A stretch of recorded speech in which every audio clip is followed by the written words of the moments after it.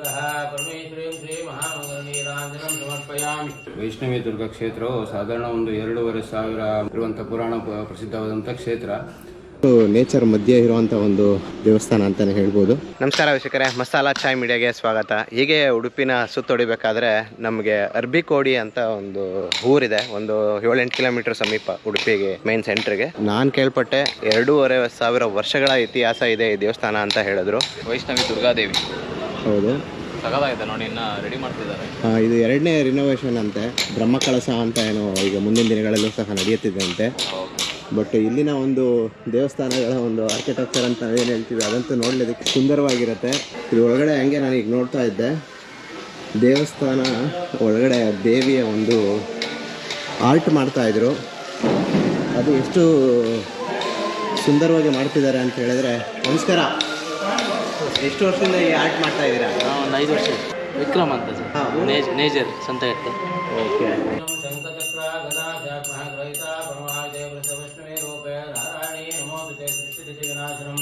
ಶಕ್ತಿ ಬುದ್ಧ ಸನಾತನೆ ಗುಣಶ್ರೇಯ ಗುಣಮಯ ನಾರಾಯಣಿ ನಮೋಸ್ತುತೆ. ಲಕ್ಷ್ಮೀ ದುರ್ಗಾ ಪರಮೇಶ್ವರೀಂ ಶ್ರೀ ಮಹಾಮಂಗಲನೀರಾಂಜನಂ ಸಮರ್ಪಯಾಮಿ. ವೈಷ್ಣವಿ ದುರ್ಗಾ ಕ್ಷೇತ್ರವು ಸಾಧಾರಣ ಒಂದು 2,500 ಇರುವಂಥ ಪುರಾಣ ಪ್ರಸಿದ್ಧವಾದಂಥ ಕ್ಷೇತ್ರ.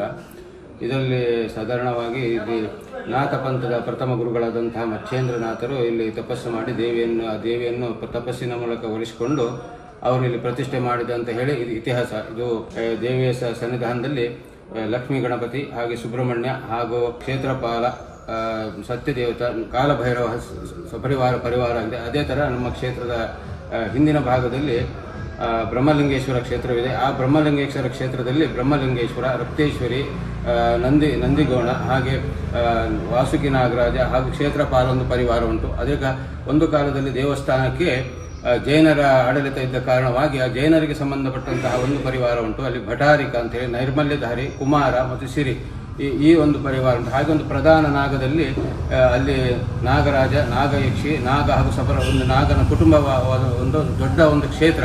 ಸಾಧಾರಣ ವೈಷ್ಣವದುರ್ಗ ಸನ್ನಿಧಾನ ಸಾಧಾರಣ 16 ಪರಿವಾರಗಳಿಂದ ಕೂಡಿದ ಒಂದು ಕ್ಷೇತ್ರ.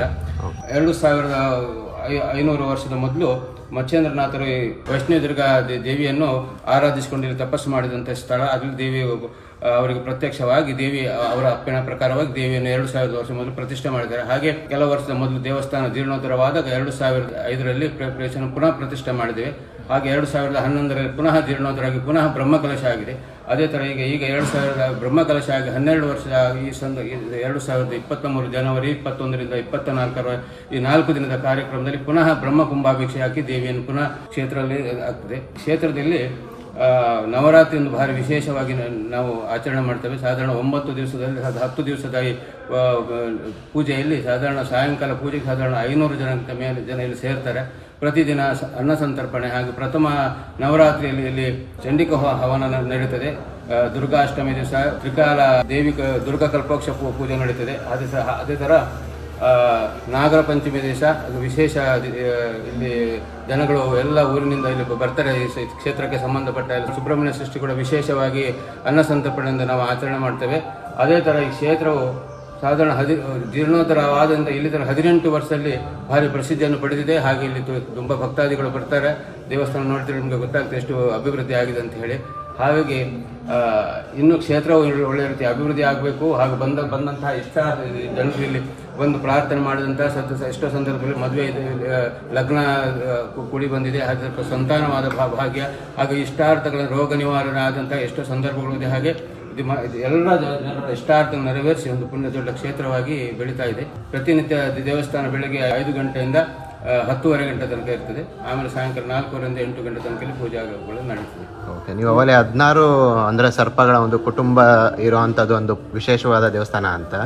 ಅಂದ್ರೆ ಈಗ ಸರ್ಪ ದೋಷ ಅಥವಾ ಈ ಥರದ್ದು ಏನಾದರೂ ಹುಡ್ಕೊಂಡು ಬರ್ತಾರೆ. ಇಲ್ಲಿಗೆ ಎಷ್ಟು ಜನರು ಅದೇ ಸಂತಾನ ಭಾಗಕ್ಕೆಗೋಸ್ಕರ ಇಲ್ಲಿ ಬಂದು ಪವಮಾನಾಭಿಷೇಕ ಹಾಗೆ ಆಶ್ಲೇಷ ಬಲಿದಾನಗಳೆಲ್ಲ ಸೇವೆ ರೂಪದಲ್ಲಿ ಮಾಡಿಸ್ತಾರೆ ಇಲ್ಲೆಲ್ಲ. ಹಾಗೆ ಒಬ್ಬರು ನಾಗ ಪ್ರತಿಷ್ಠೆಯನ್ನು ಕೂಡ ಕ್ಷೇತ್ರದಲ್ಲಿ ಮಾಡಿದ್ದಾರೆ. ಹಾಗಂತ ವಿಷಯ ನಡೀತದೆ. ಉಡುಪಿಯಿಂದ ಬರೋದಾದ್ರೆ ಹೇಗೆ ಬರೋದು? ಬಸ್ ವ್ಯವಸ್ಥೆ? ಉಡುಪಿಯಿಂದ ಬಂದು ಮಣಿಪಾಲಕ್ಕೆ ಬಂದು ಮಣಿಪಾಲದಿಂದ ಅಲೆಯೂರು ರಸ್ತೆಯಲ್ಲಿ ಬಂದಾಗ ದಶರಥ ನಗರ ಅಂತ ಹೇಳಿ ಅಲ್ಲಿ ಒಂದು ಸ್ಟಾಪ್ ಸಿಗ್ತದೆ. ಆ ಸ್ಟಾಪ್ನಲ್ಲಿ ಪೂರ್ವಕ್ಕೆ ಬಂದು ದೇವಸ್ಥಾನಕ್ಕೆ ಬಸ್ ವ್ಯವಸ್ಥೆ ಅಂದರೆ ಇಲ್ಲಿಗಿಲ್ಲ, ಇಲ್ಲಿಗೆ ಬಸ್ ವ್ಯವಸ್ಥೆ ಇಲ್ಲ, ಅಲ್ಲಿ ತನಕ ಮಾತ್ರ ದಶರಥ ನಗರ ತನಕ ಬಸ್ ವ್ಯವಸ್ಥೆ ಉಂಟು. ಸೊ ಉಡುಪಿಯಿಂದ ಅವರೇ ಪ್ಲಾನ್ ಮಾಡ್ಕೊಂಬರೋದು ಉಡುಪಿಯಿಂದ ಮಣಿಪಾಲಕ್ಕೆ ಮಿನಿಟ್ ಬಸ್ ಉಂಟು. ಓಕೆ, ಅಲ್ಲಿಂದ ಕಡೆಗೆ ಈಚೆ ಒಂದು ಅರ್ಧ ಗಂಟೆಗೊಂದು ಬಸ್ ಉಂಟು. ಧನ್ಯವಾದಗಳು. ಧನ್ಯವಾದ. ಸೊ ದೇವಸ್ಥಾನ ಅಂತೂ ತುಂಬಾ ಅದ್ಭುತವಾಗಿತ್ತು. ಇಲ್ಲಿನ ಒಂದು ಹಳೆಯ ಒಂದು ಇತಿಹಾಸನ ಕೇಳಿ ತುಂಬಾ ಖುಷಿ ಆಯಿತು. ಉಡುಪಿಗೆ ಬಂದರೆ ದೇವಸ್ಥಾನಗಳನ್ನ ಟ್ರಿಪ್ನೇ ಹೊಡಿಬೇಕು ಅಂತ ಹೇಳಿದ್ರೆ ಇದನ್ನು ಒಂದು ನೀವು ಆ್ಯಡ್ ಮಾಡ್ಕೋಬೋದು. ಯಾಕೆಂದರೆ ಎರಡೂವರೆ ವರ್ಷದ ಇತಿಹಾಸ ಇರೋವಂಥ ದೇವಸ್ಥಾನ ಅಂತ ಹೇಳಿದ್ರೆ ಪರಶುರಾಮನ ಒಂದು ಕಥೆಯನ್ನು ಒಂದು ಈ ದೇವಸ್ಥಾನದಲ್ಲಿ ಸೇರಿಕೊಂಡಿದೆ. ಸೊ ಈ ಇತಿಹಾಸನ ಕೇಳ್ತಾ ಇದ್ದರೆ ಇನ್ನೂ ತುಂಬಾ ದೊಡ್ಡದಾಗಿದೆ. ನೀವು ಆದಷ್ಟು ದೇವಸ್ಥಾನಕ್ಕೆ ಬಂದು ಭೇಟಿ ಕೊಟ್ಟು ಸುಂದರವಾಗಿರುವ ಒಂದು ದೇವಸ್ಥಾನ ಅಂತ ಹೇಳ್ತಾ ನಿಮ್ಗೆಲ್ರಿಗೂ ಇಷ್ಟ ಆಗಿದೆ ಅಂತ ಭಾವಿಸ್ತಾ ಸಿಗ್ತೀನಿ ಮುಂದಿನ ವಿಡಿಯೋದಲ್ಲಿ. ಬಾಯ್ ಬಾಯ್.